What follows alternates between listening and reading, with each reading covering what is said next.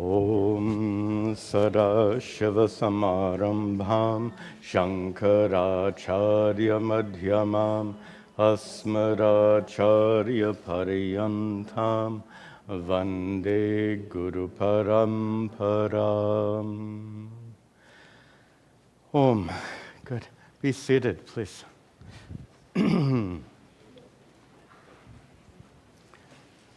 Om.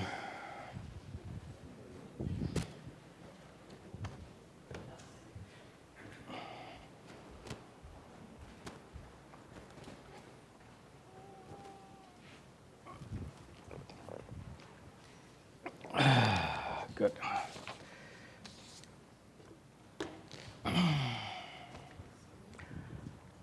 Om Sahana Vavatu Sahana Bhunaktu Sahavidyan Karavavahai Tejasvinavadhitamastu ma vidvishavahai. Om Shanti Shanti Shanti.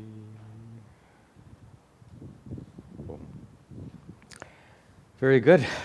Welcome back. Welcome also to the many students attending these classes online.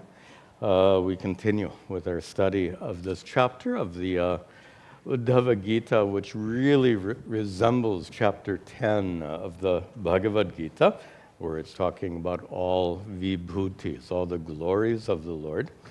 And one way of understanding this whole, it's fairly lengthy, and it's also repetitive, but in a positive way. Usually repetitive means you get bored. I don't think that's the case here at all, because when you're repeating, in our meditation, we repeated Om Namah Shivaya. Tell me, in repetition of a mantra, is repetition boring?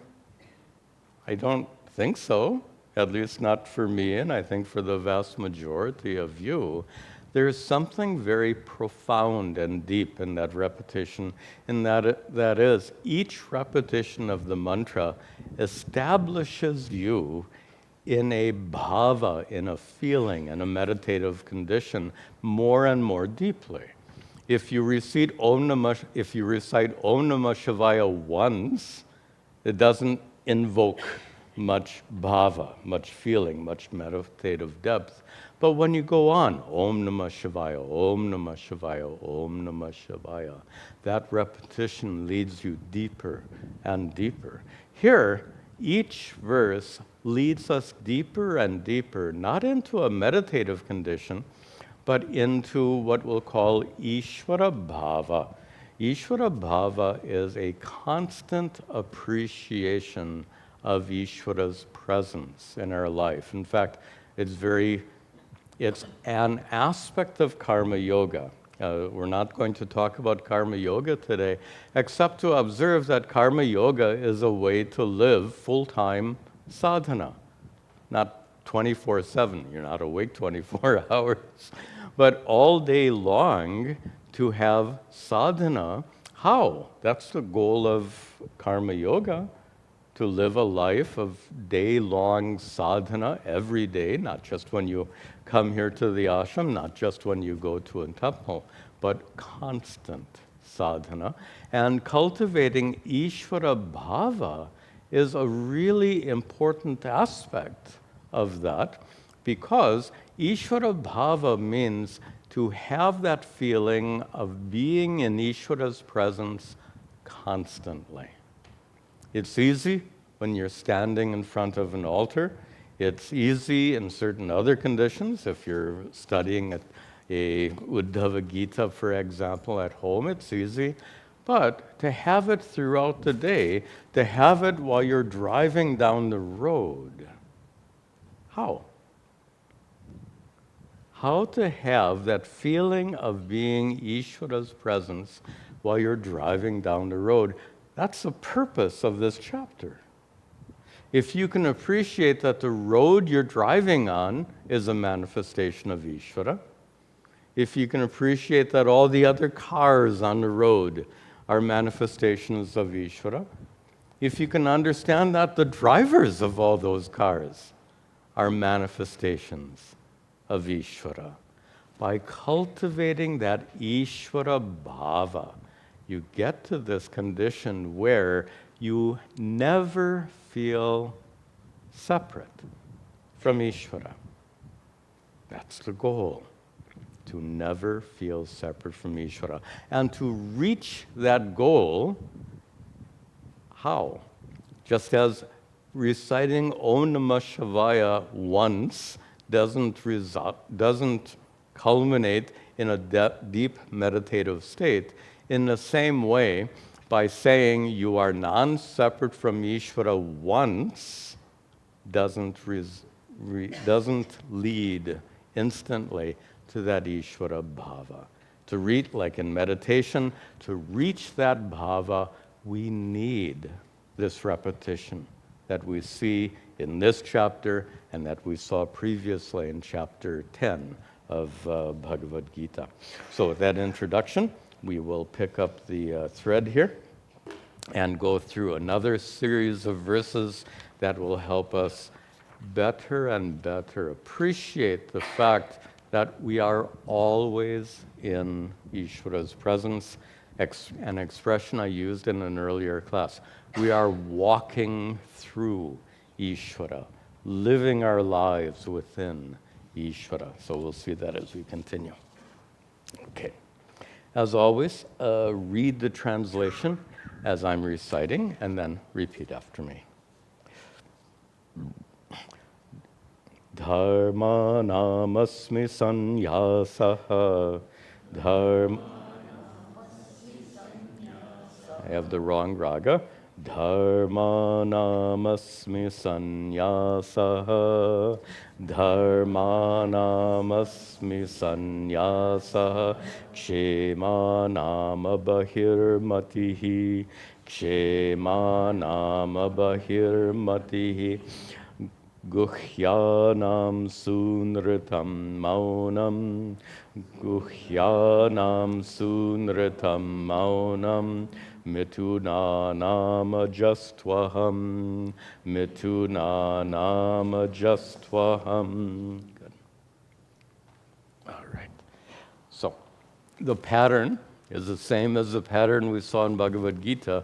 Among all these, I am the best, Sri Krishna says. Among all those, I am the best. What about of the 4 stages of life? Chatur ashrama. 4 stages of life being brahmachari, grihastha, vanaprastha, and sannyasi. Brahmachari, student, grihastha, householder, vanaprastha, retired, and sannyasi, monk.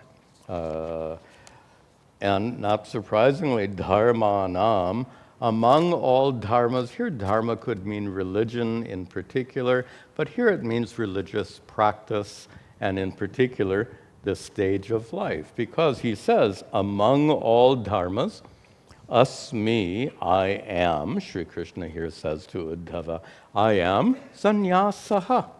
Now, why sannyasa? For at least 2 main reasons. One is it's called antima ashrama, the final stage of life, the stage of life in which you devote 100% of your effort to spiritual matters, spiritual growth.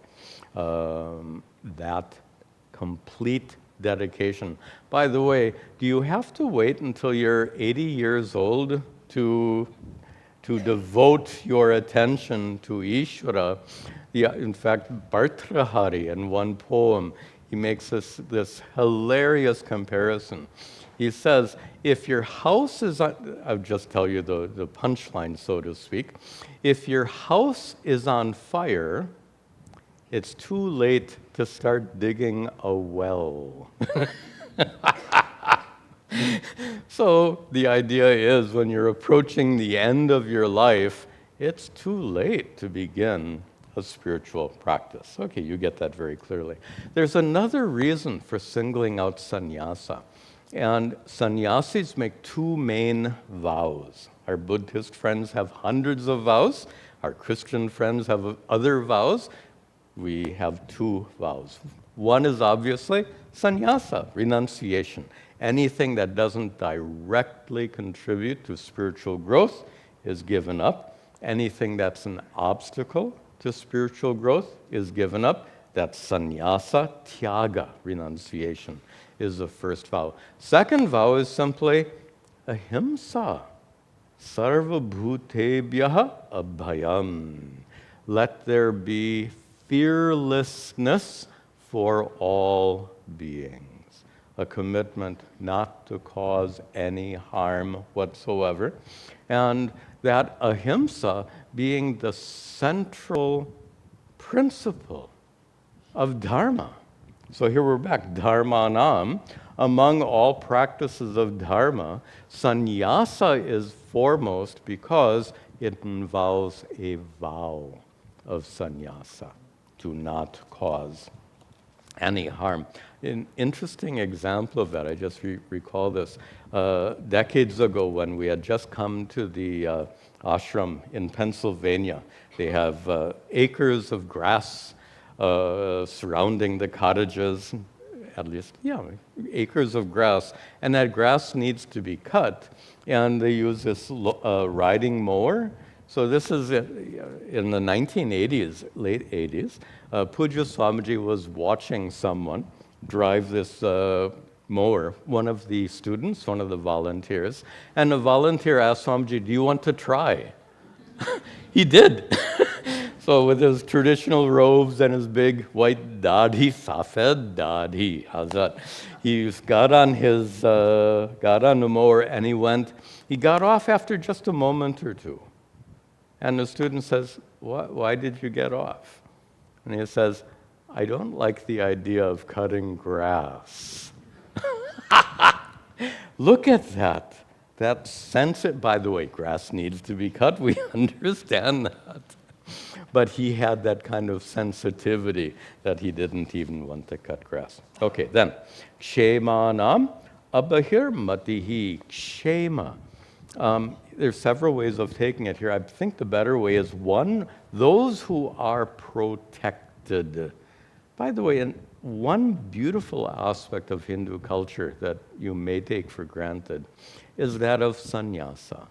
The fact that a culture supports those who choose to give up conventional life and dedicate themselves to spiritual life. Monks. I don't think it's not unique among Hindu culture. Christian culture also has monks. Just that the fact that a culture should recognize such value in others having the freedom to become monks, that those monks are supported. Financially, they're given food, given alms, etc. So in that sense, kshemanam, for those who are protected by society, what about them? Abahir matihi. They are blessed with the opportunity for, bahir mati means when your mind is extrovert. Mati, mind, which is bahihi, outside, but here, bahir matihi, when their minds are introverted. So society protects these monks to allow them to have introverted minds. And that, according to Sri Krishna, is a greatness. He says, that is my greatness. I am the introspection of the minds of those who have renounced worldly activities. Guhyanam, among all secrets, and he's going to talk about secrets here in terms of maunam. Maunam is a spiritual practice of not speaking, not talking. And since we're talking about sannyasis here, we'll continue to talk about sannyasis. Some take the vow of maunam. They vowed not to speak. But Sri Krishna adds an interesting adjective here. Sunritam. What kind of maunam? Maunam that is sunritam, sincere. sincere maunam. Why would he use that adjective? And the reason is there's such a thing as non-sincere maunam. I'm laughing because there was actually through history, there have been a couple of, in modern times, famous sannyasis who practiced maunam, but always carried along with them a small blackboard. And they would always be writing. Now, writing instructions to their followers, writing teachings. Now, I presume the point of this maunam was to be introverted, introspective, right? Why would anyone take the vow of maunam? It's not for the sake of not speaking. Not speaking is not a virtue in and of itself, but being introspective is most certainly a spiritual value. So if maunam is to support introspection, what's the idea of the blackboard? That's insincere. Or years ago, I told this story. When I went up into the Himalayas for the first time, I went to a cave where I met a Mauni Baba. This guy had been living there for 10, 15 years at that time, practicing maunam, and he didn't seem to me to be particularly introspective. When I came there, some of you remember my story, he was reading the, what do they call it, Times of India newspaper. What is the point if you're going to live in a cave and then read the newspaper? Do you see the... And then further, the idea of being insincere is he had some people taking care of them, and he would snap his fingers and point and, and convey to them non-verbally what he wanted to do. Okay, this is not sincere maunam. Sincere maunam means you sit in that cave alone, or you simply avoid speaking with people for the sake of spiritual introspection.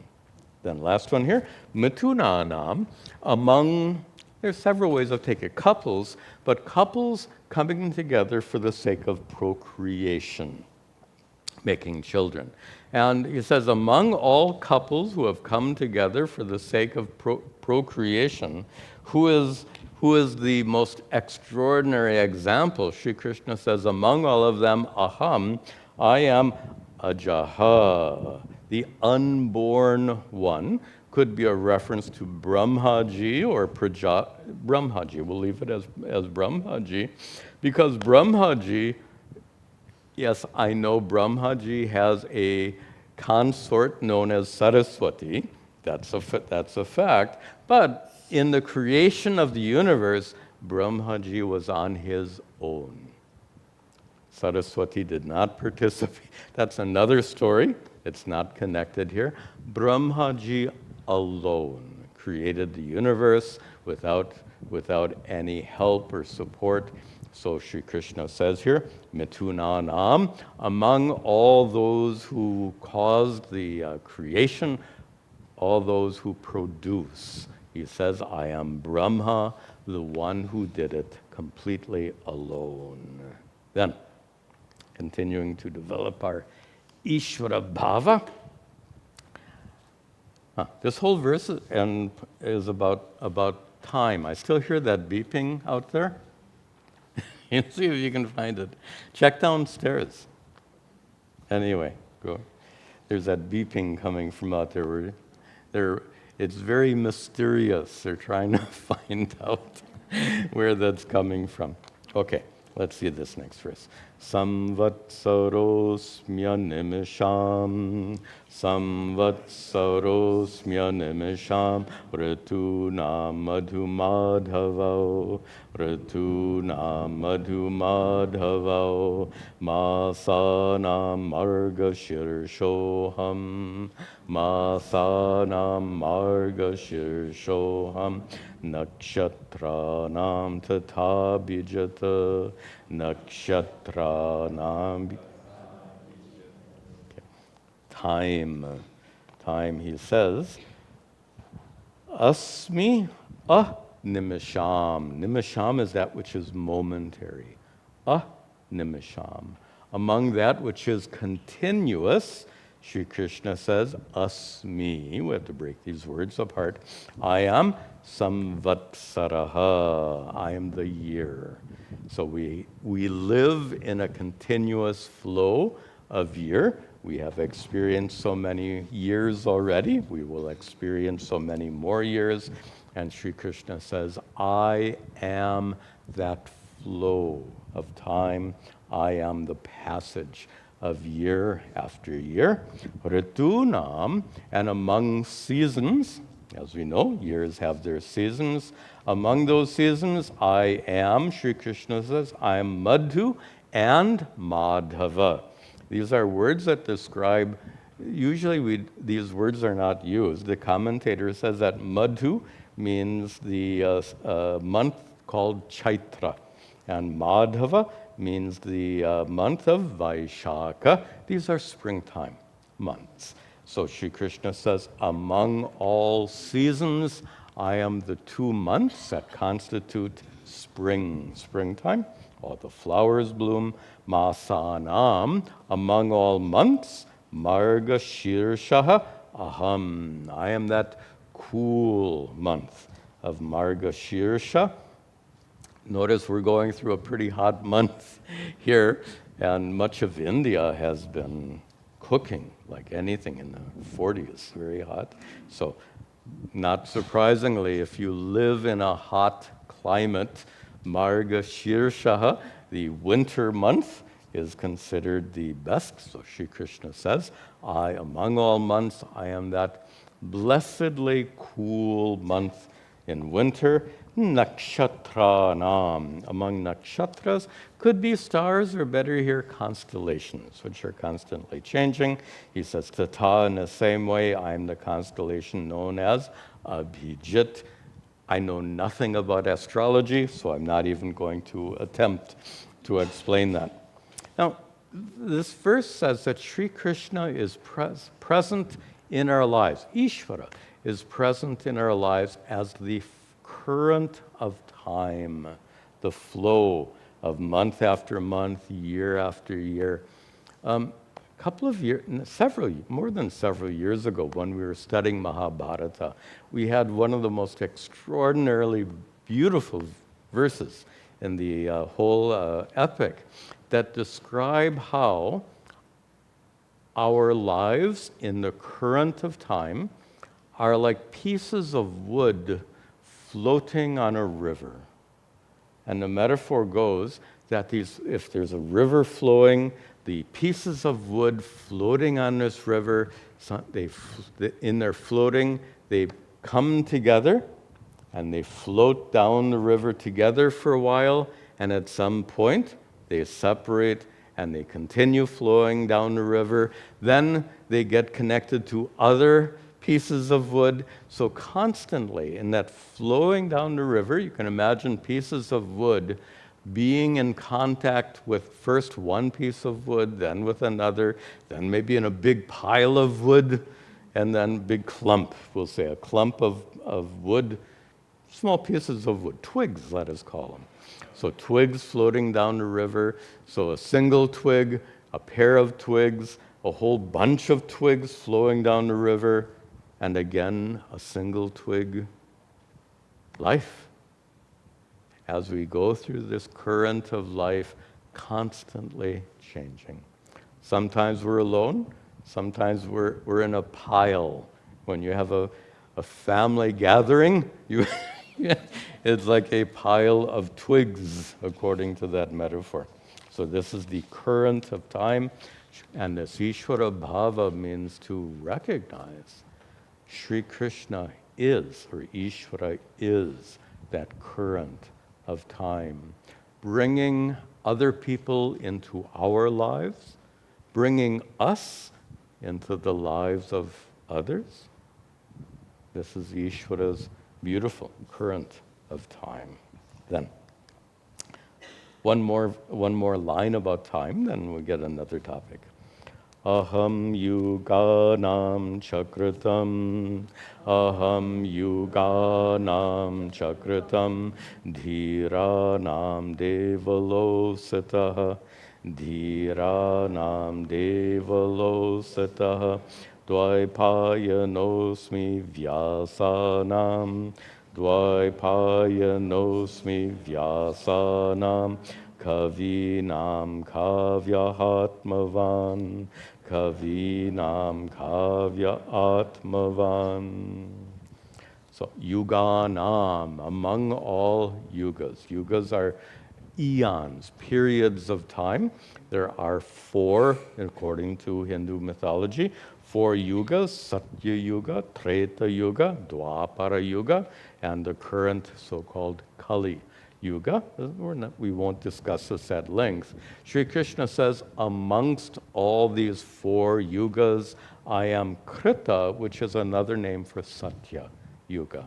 So the first of the yugas, and conventionally these yugas are presented as decreasing in sanctity, holiness. So the Satya Yuga was the most divine, most saintly yuga. Then stepping down to Treta Dwapara, and our current Kali Yuga is considered the most irreligious yuga, and which will continue to the end of this kalpa, and then we start again with the Satya Yuga. So Sri Krishna says, among those yugas, I am the most religious.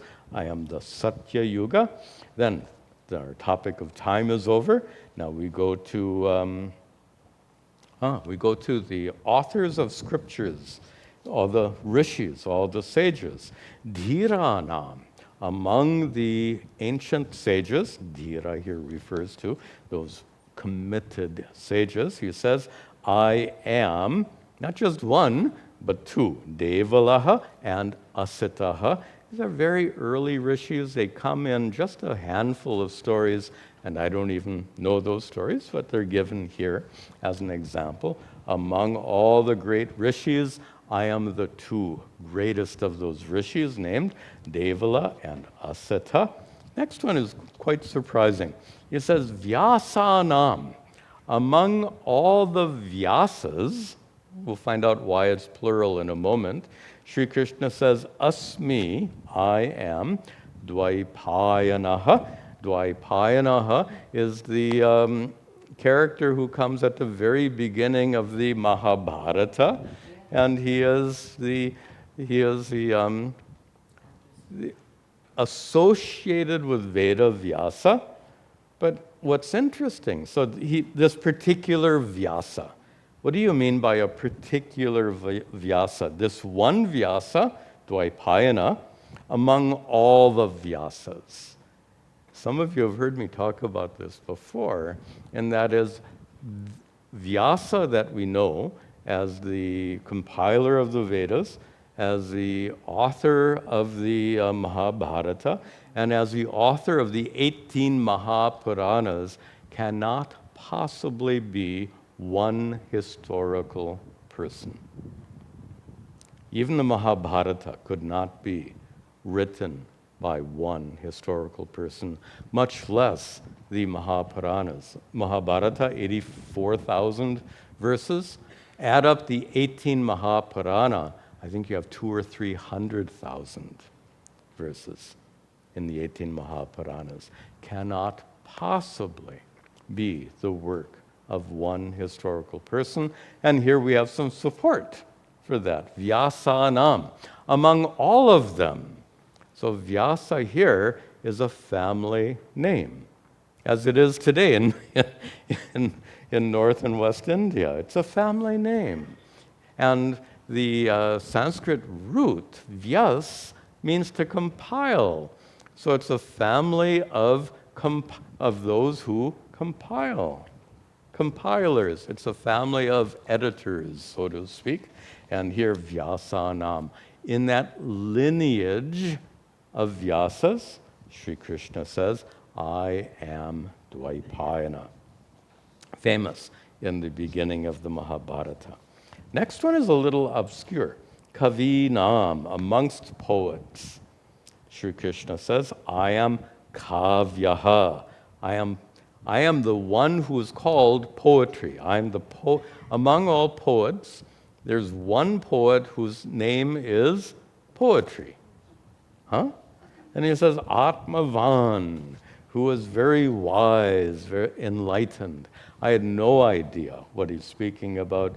You look in the commentary, and the commentator says, this is Shukracharya, a son of Bhrigu, who was kind of a difficult, if you know the stories about Shukracharya, he was quick to anger, and he seems like an odd choice, but I guess he was also, in the mythology, the son of Bhrigu. Bhrigu was one of the greatest of all the rishis. So perhaps as a son of Bhrigu, when Shukracharya was not in a bad mood, let's presume he was writing beautiful poetry. I'm just kind of making some wild assumptions here.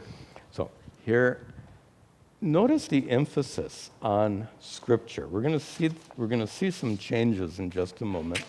In ancient times, these stories about the story of Mahabharata, story of Dvaipayana, Vyasa, story about Shukracharya, these stories were constantly told, so always on people's minds.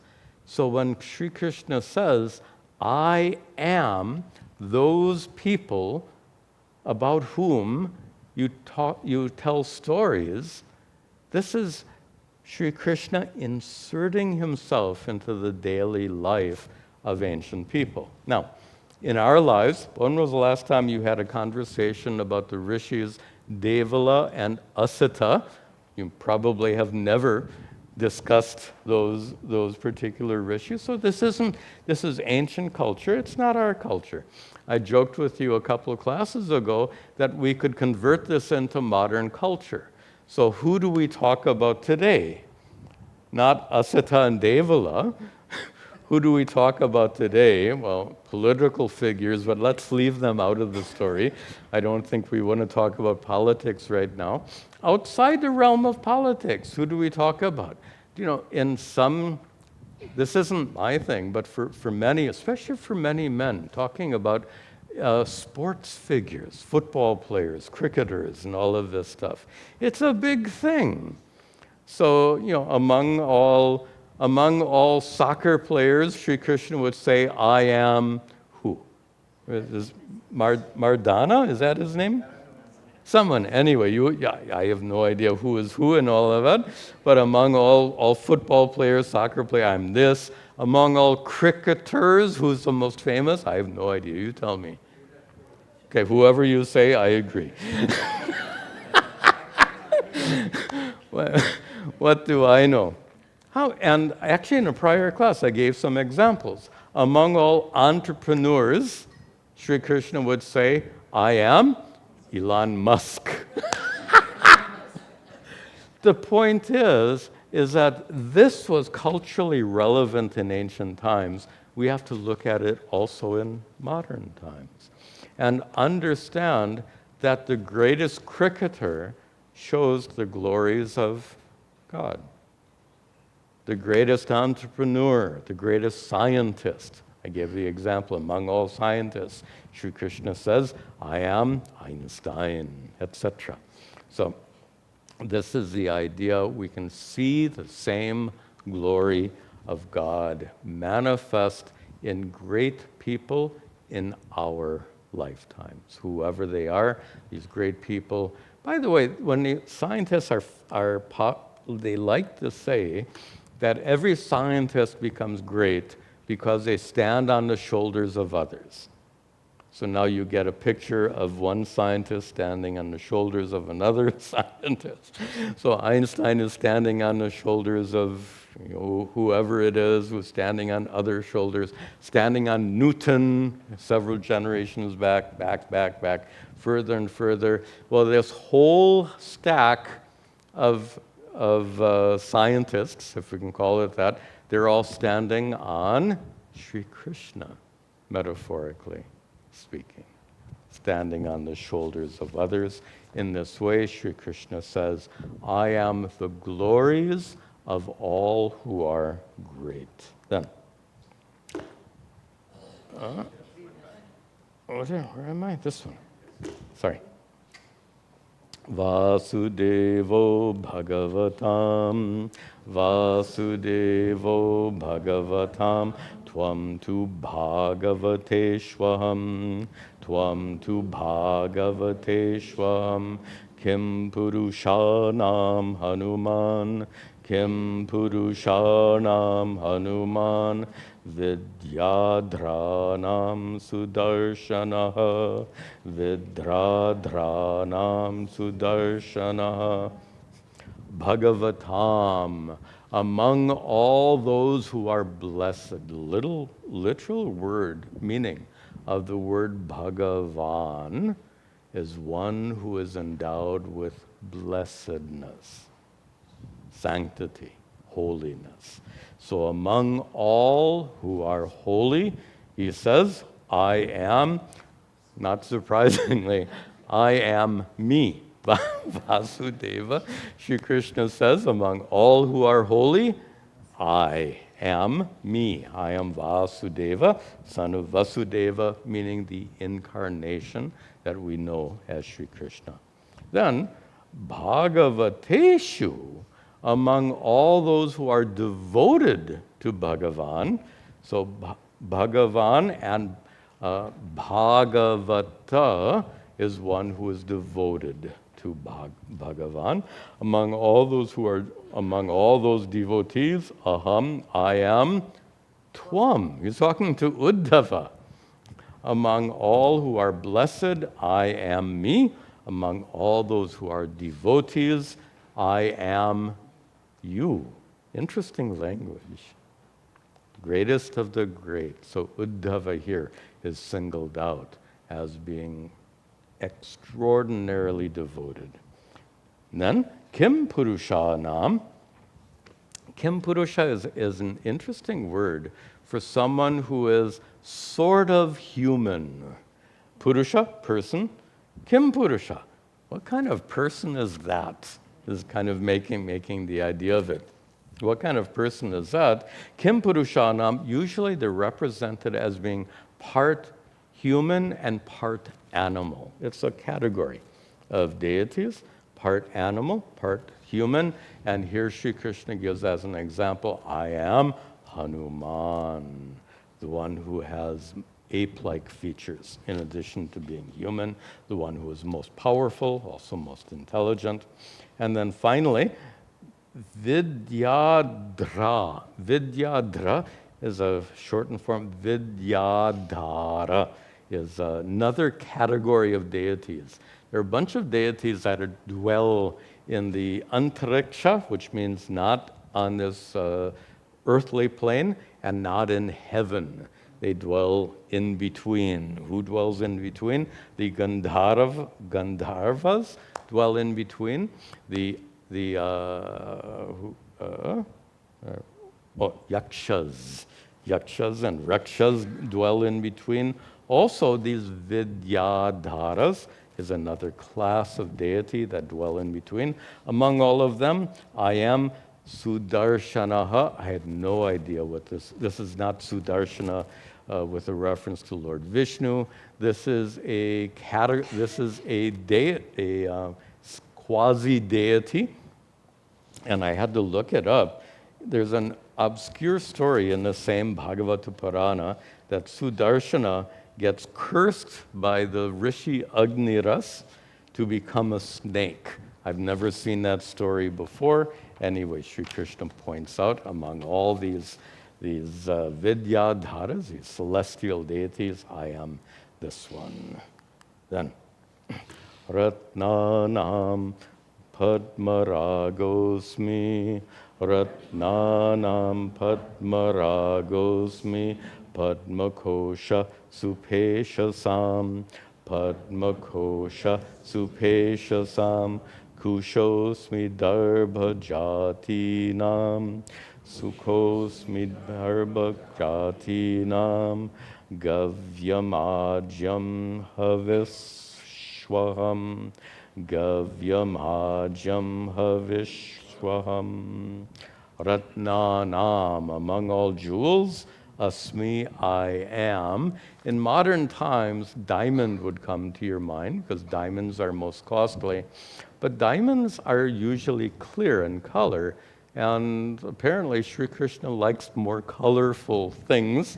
So he discounts diamonds and says the Padma Raga, the gem that has the color of a Padma, of a lotus, usually ruby, that kind of reddish gem. Among all gems, I am the colorful rubies. Padma Koshaha Supeshanam. Supeshas is that which is tender. Among all things that are tender, I am Padma Kosha. I am the lotus. I am the petals of that lotus. And Dharba Jati Nam, among all species of grass, Kushaha Asmi. There's one kind of grass, Kusha grass, which is used in Vedic rituals. Not surprisingly, Sri Krishna says, I am that grass. And Havishu, among Havis is that which is offered into a sacrificial fire, Havis. Among all sacrificial offerings, Aham, I am, Gavyam Ajyam, I am Ajyam, ghee, which is Gavyam, produced by cows, coming from cow milk. So these references are with regard to rituals. Rituals were part of their daily lives. Rituals are not part of our daily lives for the most part. So suppose we try another, I call these cultural translations. If we try to translate this, rituals aren't in your daily life, but something that is in your daily life is technology. So let's try this.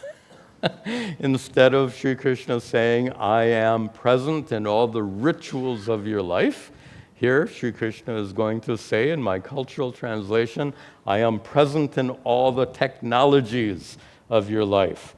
So among all technological inventions, Sri Krishna would say, I am the microchip and the transistors inside those microchips. How about this? Among all computer manufacturers, I am IBM. Or how about among all among all manufacturers of commercial technology, among all manufacturers of commercial technology, this is an easy one. I am Apple. Huh? How could it be anything else? Among all manufacturers of commercial electronic equipment, your cell phone, your laptop, your whatever it is, Apple, your iPad. So the idea is to see in the greatness of things that are in our daily lives. And honestly, the cell phone that's in your daily life is a miracle of technology. Imagine yourself just 50 years ago. Most of you can easily imagine, 50 years ago. What was our technology like 50 years ago? 50 years would be 1950s. What kind of technology did we have? Radio. Televisions were brand new in the 1950s. Computers filled up giant rooms and had less power than your cell phone. 50 years ago. Think about that cell phone. There's a funny story. Somebody gave a cell phone to a chimpanzee. And the chimpanzee is watching some video on it, and the chimpanzee thought it was magic for that chimpanzee. Imagine taking that cell phone to some aboriginal culture who's been isolated from modern times. They would think it's all magic. You take it for granted. Sri Krishna is saying here, don't take it for granted. Ishvara's glory in the form of your cell phone. This is Ishvara Bhava. Absolutely.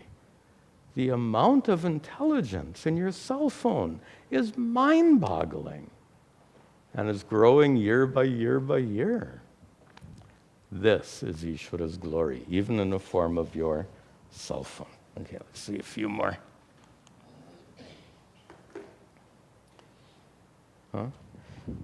Vyavasayi namaham lakshmihi, Vyavasayi namaham lakshmihi, Kitavanam chalagraha, Kitavanam chalagraha, Titikshasmi titikshunam, Titikshasmi titikshunam, Sattvam sattvavatamaham, Sattvam sattvavatamaham. How about seeing Ishvara's glory in the behavior of human beings? The glories in the behavior of human beings. Vyavasayinam. By the way, there's a hiccup in the meter here.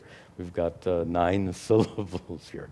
Anyway, Vyavasayinam, among those who are industrious, Sri Krishna says, Aham, I am Lakshmihi, I am Lakshmi. Could be Lakshmi in the sense of good fortune, could be Lakshmi in the sense of wealth. Was Elon Musk born into a wealthy family? Maybe some wealth. He had a good education, I suppose. Elon Musk's wealth is self-made. He wasn't born with $1 billion. He made his first billion, he made his second billion, and he hasn't stopped yet. This is the result of being dedicated to, in this case, dedicated to technology and invention. So in this way, Vyavasayinam, among the industrious, Sri Krishna says, I am their glorious accomplishments, including the wealth. He gives an interesting negative example here. Kitavanam, among those who are deceitful, among those who are deceitful, chalagraha, I am their deceit, I am their fraud. How about among those, we'll put this in modern context, among those who create phony digital currency, like Bitcoin. Bitcoin is a digital currency. Suppose you sit down at your computer this afternoon and create your own digital currency. People have done this. They go, they sit at their computer, they figure out how to issue this digital currency with some blockchain and all these technological stuff that goes along with it. They issue their their digital currency and they become overnight billionaires at the expense of many investors. The fact that such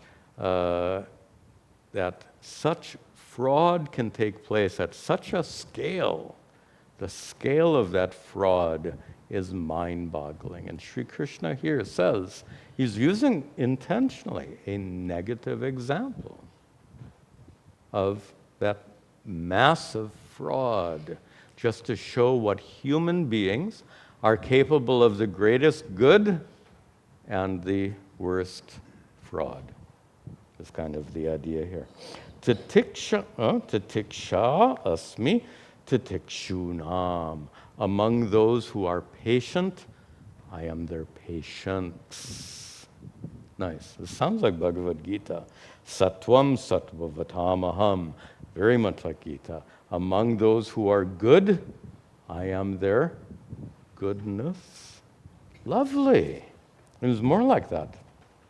He says, Ojasaho balavatam, Ojasaho balavatam, Karmaham vidhi sattvatam, Karmaham vidhi sattvatam, Sattvatam navamurtinam, Sattvatam navamurtinam, Adir murtiraham para, Adir murtimaham, Adi murtihi.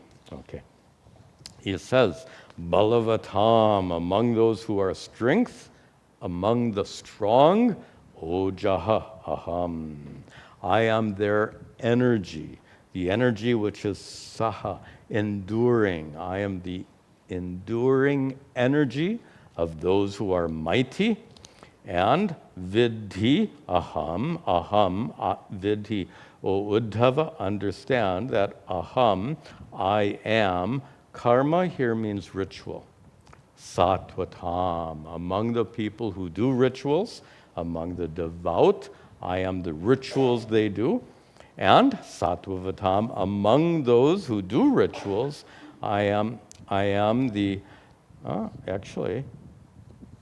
so for those who do rituals, what kind of rituals? Nava Murtinam, rituals to 9 deities. 9 is not a common number of deities. So what is he talking about? That's why we have commentaries. So who are these 9 deities that these devout are doing? Remember, Bhagavata Purana is a Vaishnava Purana. There are also Shaiva Puranas. There are also Shakta Puranas, Devi. Bhagavata Purana is a Vaishnava Purana. So who are these deities? The commentator says, Vasudeva, Sankarshana, Pradumnya, Aniruddha, Narayana, Hayagriva, Varaha, Narasimha, and Brahmana. These are the 9 deities. And he says, among those, aham, I am para, the greatest of them. Who is that? The Adi Murtihi, the first Murti in that list. Who was the first one I mentioned? Vasudeva, not surprising. Among the great, who's greater than me? That sounds like someone who's running for president.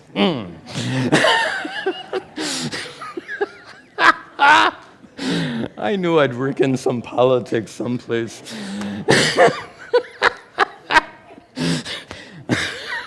All right. One more topic, nature. And this will be our last topic for today. Actually, two more about people, and then nature, and then I have something really special to end the class with here. Vishwavasu Purvachatir, Vishwavasu Purvachatir, Gandharvapsarasamaham, Gandharvapsarasamaham, Bhudharanamaham staryam, Bhudharanamaham staryam, Gandhamatramaham bhuvaha, Gandhamatramaham bhuvaha. So a little bit more on beings. So in the second line, Gandharva Apsaranam. Among all Gandharvas and Apsara, these 2 deities that dwell in this intermediate region, he says, among all Gandharvas, I am Vishwavasuhu. I have no idea who that is. It's a famous Gandharva. And among all Apsaras, like we're supposed to know all of this? This is, again, ancient culture. This was their lives. They grew up listening to these stories. They kept telling these stories. So among all the Apsaras, I am the one known as Purvachitihi. Again, I have no idea who. Now, last topic is Ishvara's presence in nature. And this perhaps is the most important topic because You walk out the door right here. I'm looking at all the trees. You walk out the door, it is so easy to see Ishvara's presence in the beauties of nature. So he says, Bhudharanam. Bhudhara is earth. But here he's talking about the actually not earth, that which is sustained by earth, Bhudhara. That which is sustained by earth is an unusual term for a mountain.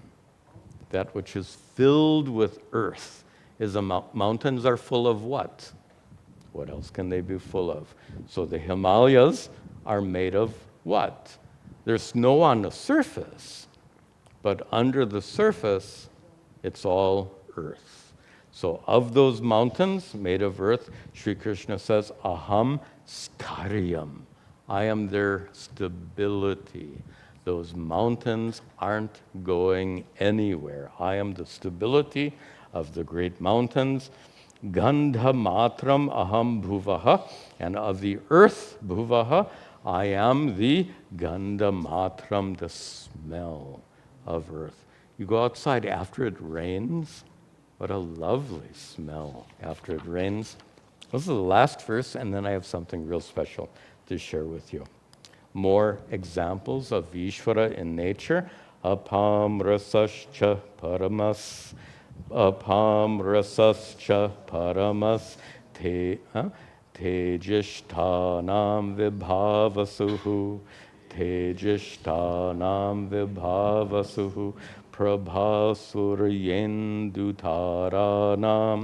Prabhasuryendu Shabdoham nabhasa paraha. Shabdoham nabhasa paraha. Apam, in water. In water, Sri Krishna says, I am the rasa. I am the taste. The paramaha rasaha. I am the exquisite taste of pure water. Now that may sound strange in modern times. In ancient times, most water wasn't very pure. I have a feeling, unless you were living right on the banks of a fresh river, so that purity of water is something remarkable. Sri Krishna says, I am that purity of pure water. I'm the sweetness of that pure water. And Tejishtanam, among all those who shine, nothing shines more brightly than the sun. I am Vibhavasuhu, I am the shining sun. And Surya Indu Taranam, for the shining objects in the sky, including Surya, sun, including Indu, moon, and including Tara, the stars. I am Prabha. I am the light with which they shine. And how wonderful it is, we've said many times, to go outside on a dark night where you can actually see the stars, which means in a remote place, and to look up. Who cannot have Ishvara Bhava looking up at the sky? To me, it's a, what do they say, no-brainer as an example of Ishvara Bhava. And the last example he gives here, Shabdaha aham, paraha, nabasaha, for space, aham, I am Shabdaha, sound, paraha, the supreme sound in space. A good example, by the way, in ancient times, pre-scientific times, they thought that sound travels through space. We know today that's not true. Sound travels through air, but we have to understand it as we did in ancient times. But to understand it in a more poetic way, you've been in a place outdoors with a tremendous echo. You're standing in a valley and there's a mountainside here, and you say, hello, and you hear back, hello, hello, hello. How wonderful. those echoes are. And that's what Sri Krishna is referring to. You go stand in that big valley. Hello, hello, hello, hello, hello, hello. Who you say hello, Ishvara says hello 6 times. Ishvara Bhava. Okay, to end this class, I just wanted to share something a little special. Because what we're after is bhava. And there's a lot of Sanskrit vocabulary here, and sometimes all of that gets in the way of bhava. So I'd like to share with you something here, just for a few minutes. And this will give you the bhava in simple English, because this is a song I composed for children, and it's a song for children about the glories of God, about the vibhutis. In fact, this chapter, not surprisingly, is inspired by chapter 10 of the Bhagavad Gita. And I'll sing just the first verse. I'm not going to sing them all, but then I'd like to recite his poetry. So this is for children, and let me get the melody in my head, and I'll sing just the first verse. Tall trees reach up toward the sky, all these are your glories. In your breeze they bend and sigh, all these are your glories. Mountain peaks rise from the plain, all these are your glories. Drinking up your pouring rains, all these are your glories. Children love this stuff because it's very simple. They relate to it. Trees reaching up towards the sky, bending. Mountain peaks rise from the plains, drinking up your pouring rains. Poetry. And let me just recite the remaining verses, and you get the sense. So the glories of God for children and somewhat older children, like you and me. How's this? As poems. Caterpillars crawl and creep. In cocoons they fall to sleep, changing to emerge in spring as butterflies with painted wings. All these are your glories. Stars above all twinkle bright, countless little points of light, each a giant blazing sun, with planets circling every one. All these are your glories. Spiders spin their webs of silk, cows turn green grass into milk. Brown cows turn green grass into white, go figure. Lambs grow wool to warm our feet, bees make honey, golden sweet. All these are your glories. This is my silliness. In a purple jelly bean, tiny marvels hide unseen. Atoms, cells, and molecules, wondrous microscopic jewels. All these are your glories. Seeds are sown upon the ground, little shoots sprout from the mound, soon becoming fields of wheat and the wholesome bread we eat. All these are your glories. From a tiny pine cone seed, giant redwood trees proceed. Tadpoles into frogs transform.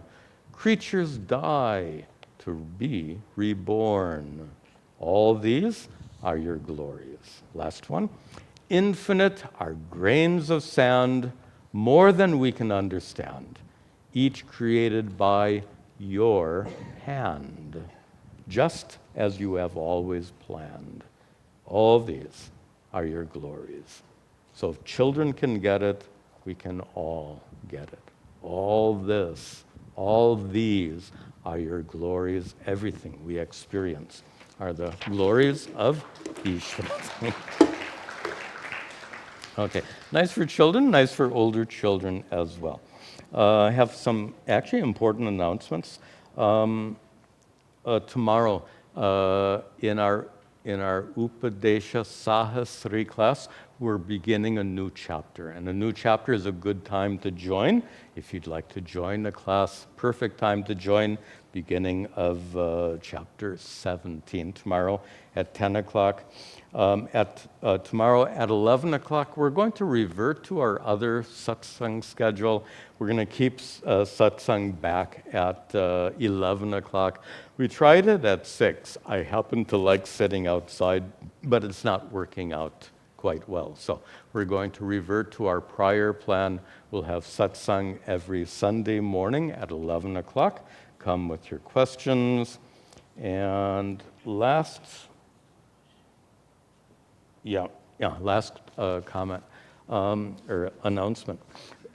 You might remember that half a year ago I announced that we have a Mahabharata video project ongoing, and that is to take the videos of the classes that I taught here over a number of years and to turn those, actually there weren't videos, they were audio recordings, to turn those audio recordings into videos. So we're using the PowerPoint slides to turn those audios into videos, basically putting the PowerPoint slides along with the audio and some other things as well. We're looking for more volunteers. There are some volunteers who have already formed a group and they're already producing these videos. They have a wonderful setup for producing those videos. If you are comfortable working with PowerPoint and working on a computer, and if you'd like to volunteer for this project and help produce as part of a team, help produce these videos, please send me an email. I'll connect you with the group, and it'd be great to have your help. Okay, we'll conclude with our prayers.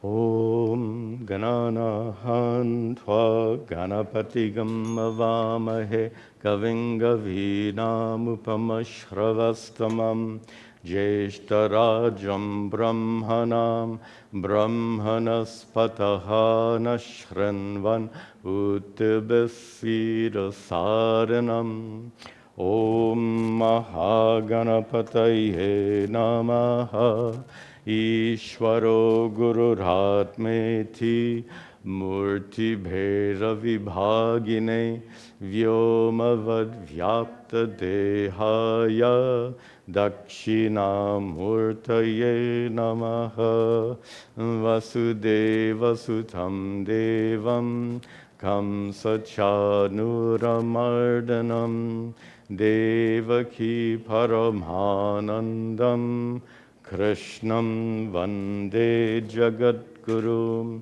Om Sarve Bhavantu Sukhinaha Sarve Santu Niramayaha Sarve Bhadrani Pashyantu Ma Kaschid Dukkha Bhag Bhavet Asato Ma Satkamaya Tamaso ma jyotirgamaya mrityor ma amritangamaya.